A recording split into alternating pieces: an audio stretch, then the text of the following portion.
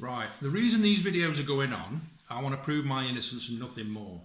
Okay, let's get this fact out there. I want to prove my innocence, and I want people to follow this and realise that when they take you to court, whether you're a male or a female, that they cannot just put down what they wish to put down without having the true facts. This is about, if this had gone to court in April and these lies wouldn't have been told, this would have been the end of it. So at the end of the day, it's going to prove that my ex-partner is untruthful about what she said.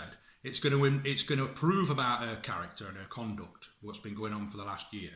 A lot of people have judged me on things that I've done, but unbeknown to these hypocrites, behind your back, she's been doing exactly the same on different platforms, to which, yes, I've got evidence of, and this has been going on for some time, and this has all been a game.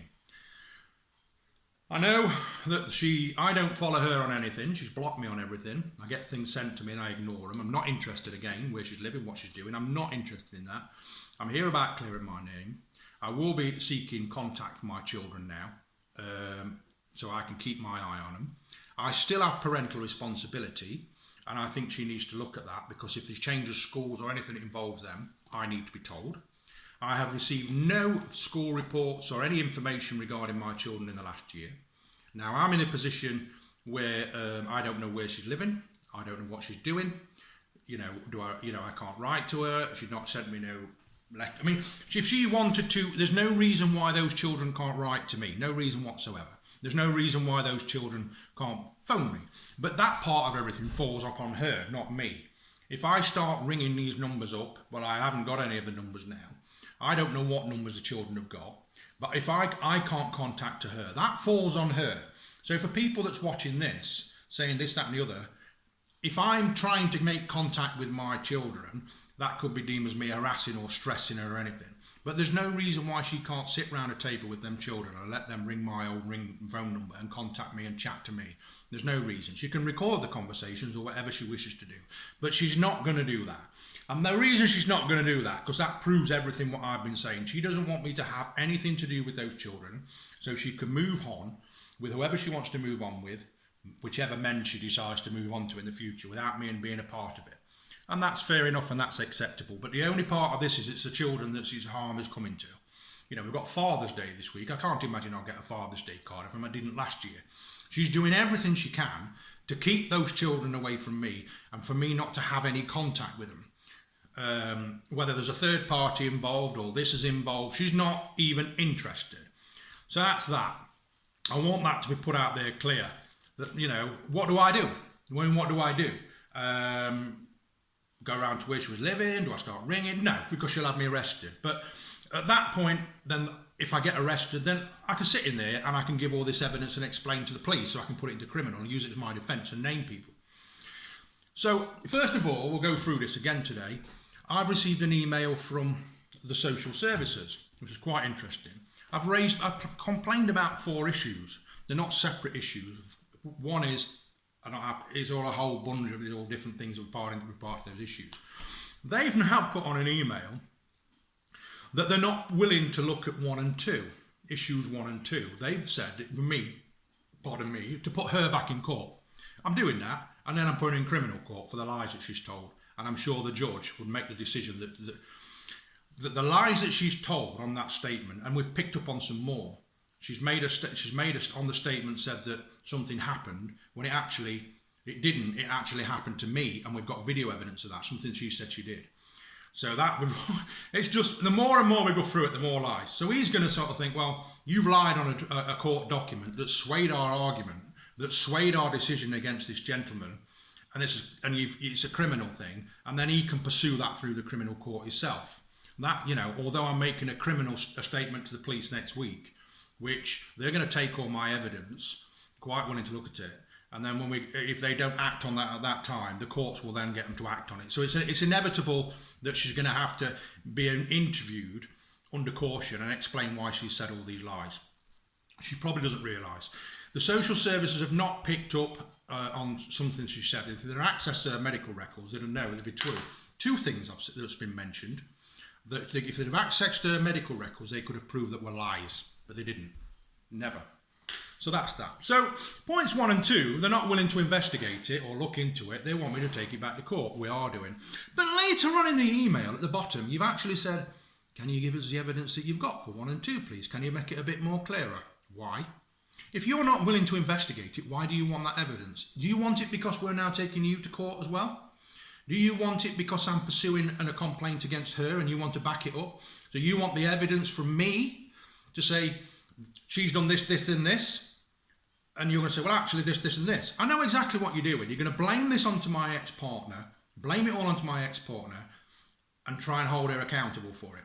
So get another social worker, get somebody, another one, get her to look at her situation, get her to come and speak to me and see my evidence, right? I'm here.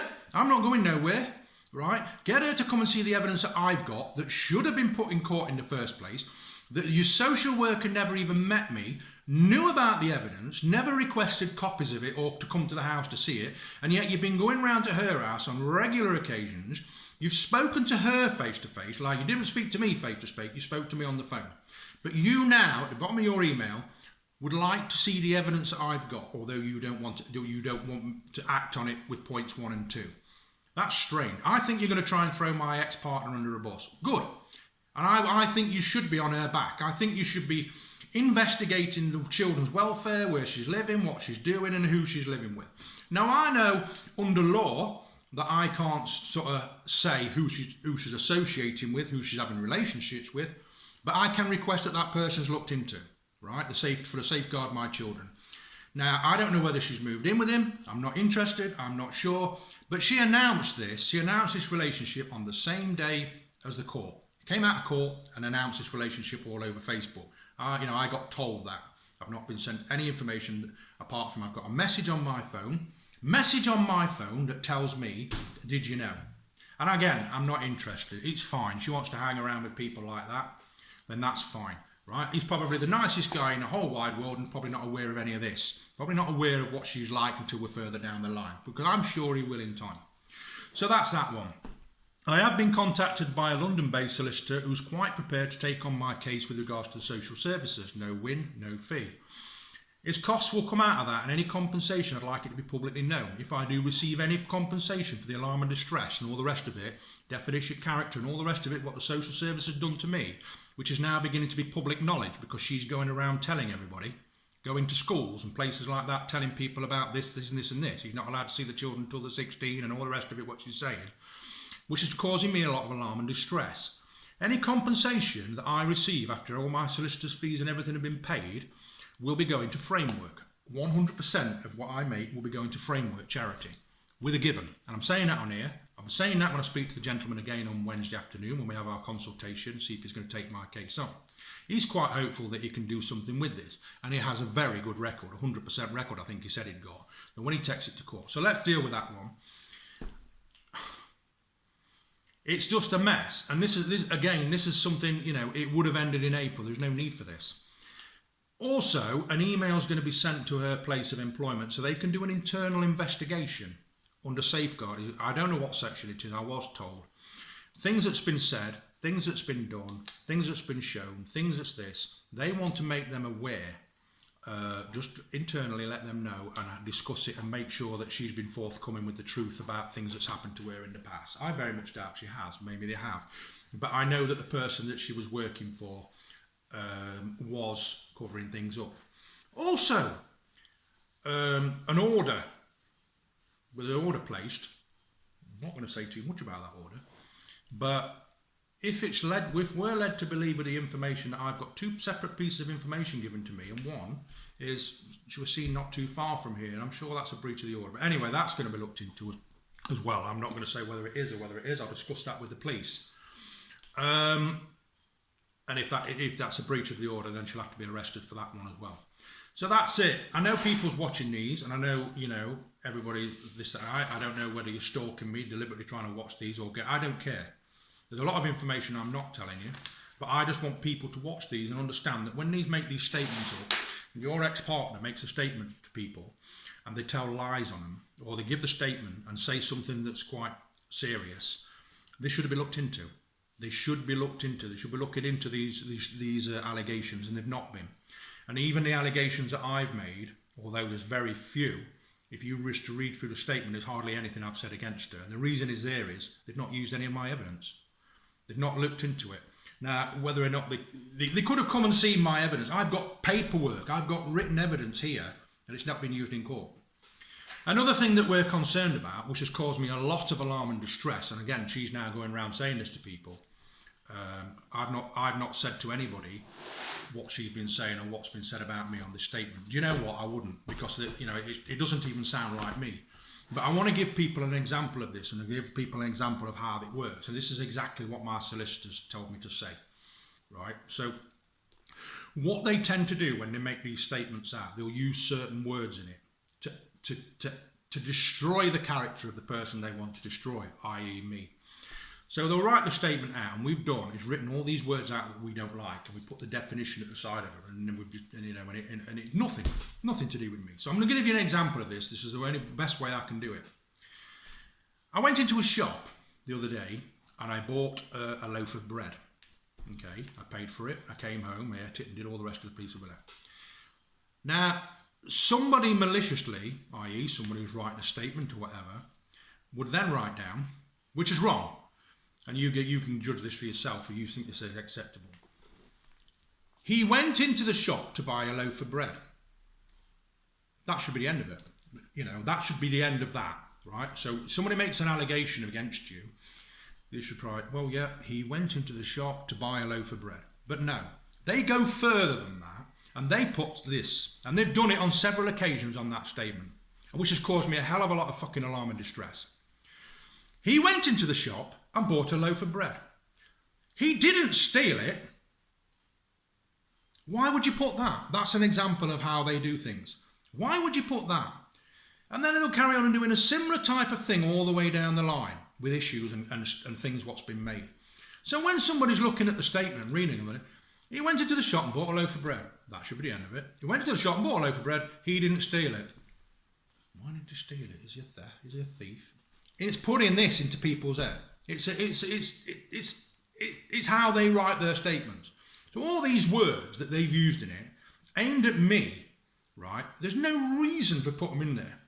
So if you put, then you look at the definition of he didn't steal it, and you then look at the definition of stealing, somebody who takes things without paying. And that's how they're doing it. That's what they've done on this statement. So therefore, you think, he went into the shop, bought a loaf of bread and waffling, but he didn't steal it. Somebody who steals things. You're tarring people, right? I've never stolen anything in my life. Probably a kid pinched a pack of sweets. I've never been arrested for anything like that. So why would you put something like that on a statement? And then you've done it time and time and time and time again.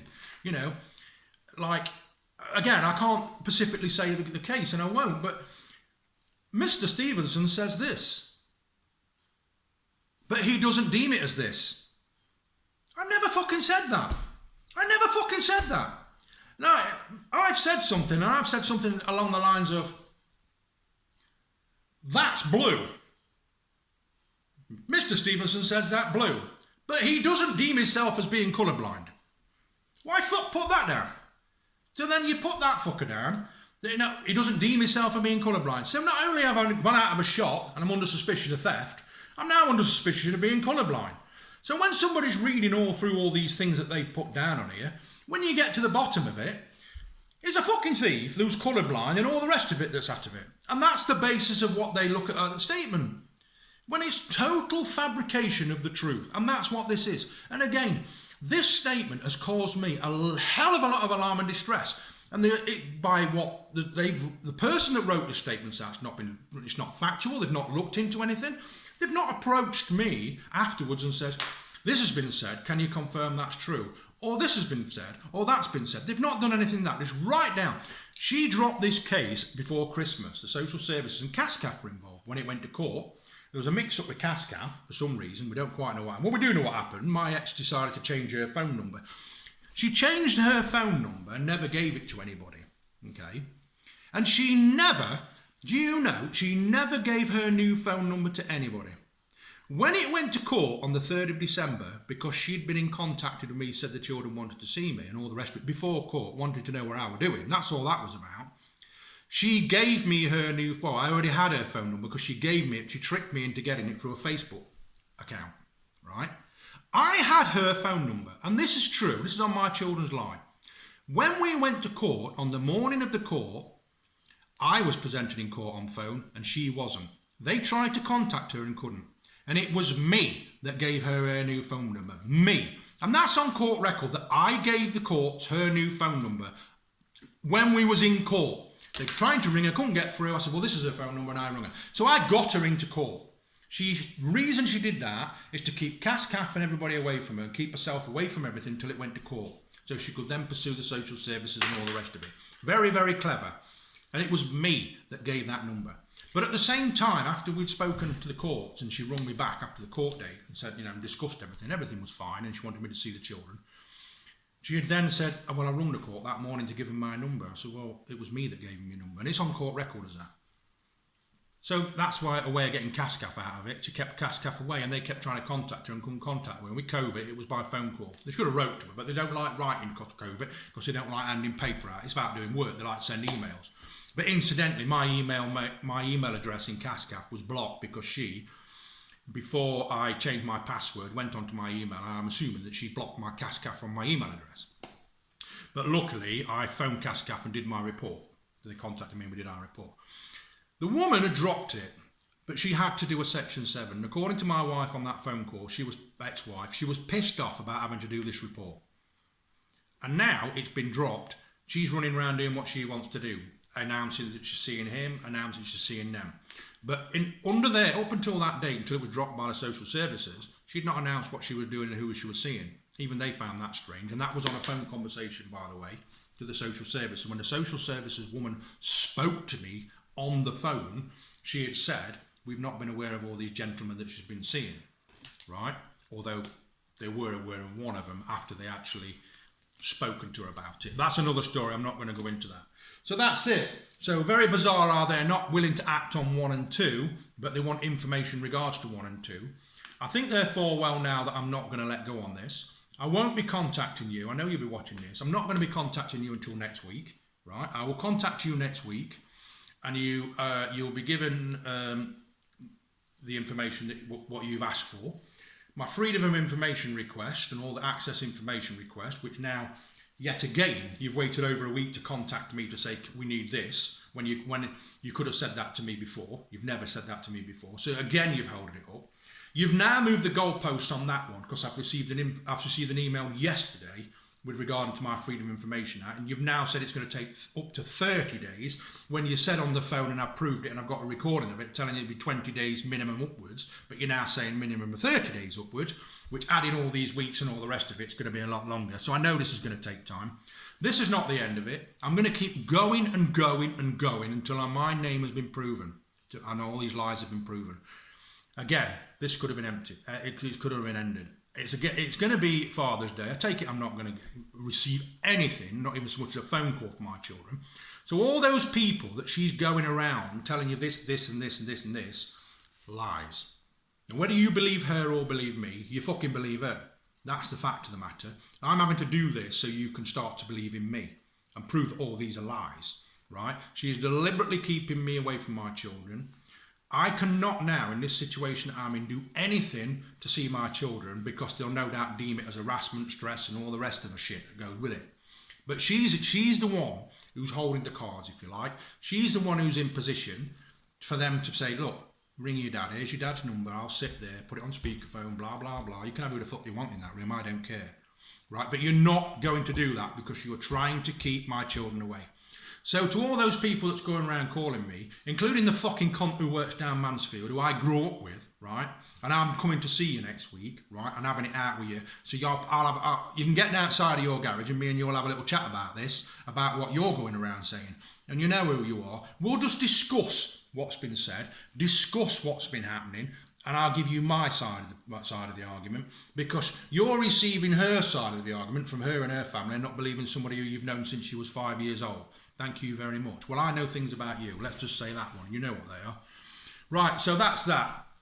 And that's it. I was hoping to get a letter from my mental health team this morning. They've assured me they're sending that out with the concerns that I have, and they're going to highlight those and all the rest of it. So that's it. This is not going to end. I swear to God, as long as I've got a breath in my body, I'm going to prove that they're lies. And the reason I'm proving that is I had somebody come to my house. I'm trying to get out of this shithole. I'm trying to get my mental health under control. They've offered me a job. I'm working now. It's going to take me probably 12 months to sort my head out and all the rest of it for future employments, and this may well affect it. Now, the court case in itself is a family court and shouldn't be discussed. But when these certain individuals are going around telling people, and these certain individuals they're telling are going around telling people, it's a definition of character on my part. They're going around saying I can't see my children to the 16. They're going around saying this. They're going around saying that, discussing things that's in that document, which I can't prove. They're all coming back to me and saying, oh, you've done it. Load of rubbish. I want to clear my name, stop these people going around making allegations. And when they come to me and say, hold on a minute, what's been said? Right, well, she's been in court. It's been proved to be lies. She's been arrested and charged with it, because she will be, I guarantee you, because if not, I'm just going to keep pursuing it. If they drop it, if at any time the police drop it, and I've been assured they won't, because he's taken it very serious, if I've got all that evidence, which I'm getting, if they drop it, I'm going to keep going and going and going and keep until this is proven in a court of law that what she said is lies. And the reasons are for safeguarding of children. If anything happens in a classroom regarding the children, how can you believe her side of the statement when this is the person what she is? God bless everybody. I'll probably speak to you over the weekend unless I get that letter tomorrow. I am not going to give up. Like, share, do whatever you want of these. Follow this. At some point, this is going to try and quieten me down. I know that. I've already been told that they're going to try and shut me up. Only I'm in a position where you can't shut me up. Really? I've not got no children. You can't come and take my children away from me this time, can you? You can't do anything like that to shut me up, right? And incidentally, there was a case years ago involving them that we tried to access the reports and paperwork from the social services. My doctor, right, including my ex-partner, was involved in it and all, and she's lied about a lot of things on that one. It went missing. Where's the paperwork gone? But all of a sudden, it's been noted. Where's the paperwork now?